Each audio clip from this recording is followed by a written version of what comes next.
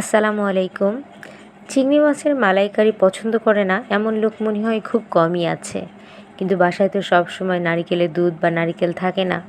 তাই বলে কি চিংড়ি মাছের মালাইকারি খাবো না?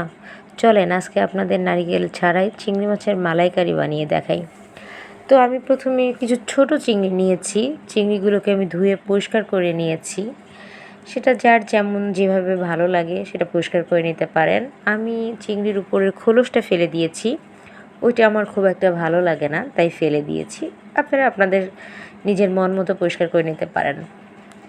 আমি কড়াইতে সামান্য একটু তেল দিয়েছি, তেলটা গরম হতে থাক আর আমি এই সুযোগে একটু চিংড়িটা লবণ হলুদ দিয়ে মাখিয়ে নিই।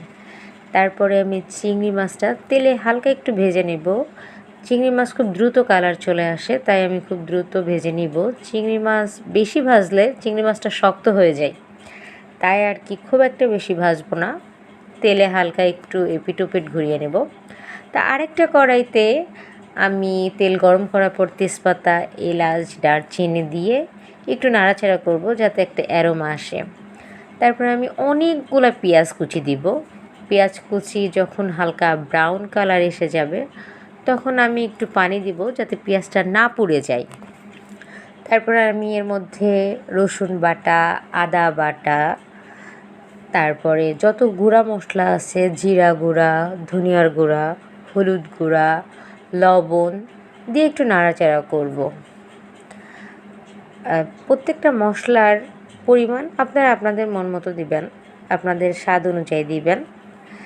তারপরে আমি মশলাটা একটু নাড়াচাড়া করব অনেকক্ষণ ধরে। তারপরে আমি এর মধ্যে অনেকখানি চিনি দিব, যেহেতু মালাইকারি তো। আর আমি এর মধ্যে টমেটোর সস দিয়েছিলাম, সেটা আমার ভিডিওতে ডিলেট হয়ে গেছে, সরি। তারপরে যখন মশলা থেকে তেল ছেড়ে দেবে আমি চিংড়িগুলো দিয়ে একটু নাড়াচাড়া করব। যেহেতু নারকেলের দুধ নেই, তো আমি একটু গরম পানির মধ্যে গুঁড়া দুধ অ্যাড করে নিয়ে একটু 1 গ্লাস দুধ বানিয়ে নিয়েছি। তারপরে আমি ওই মশলাটার মধ্যে গুঁড়া দুধ দিয়ে দিব। তারপরে কিছুক্ষণ নাড়াচাড়া করব। আপনারা আপনাদের পছন্দ মতো গ্রেভি তৈরি করতে পারেন। কেউ অনেক ঘন গ্রেভি খায়, কেউ হয়তো আবার গ্রেভিটা অনেক পাতলা করে ঝোল টাইপের খেতে পারে, সেটা আপনাদের পছন্দ মতো। তারপর যখন হালকা বলক আসবে তারপর আমি কয়েকটা কাঁচামরিচ দিয়ে দিব। এই যে তৈরি হয়ে গেছে আমার চিংড়ি মাছের মালাইকারি। আমার চিংড়িটা একটু ছোট সাইজের ছিল তো, আর আমি গ্রেভিটাও অনেক ঘন করেছি। এই যে আমার চিংড়ি মাছের মালাইকারি রেডি।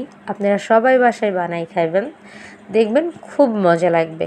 ধন্যবাদ।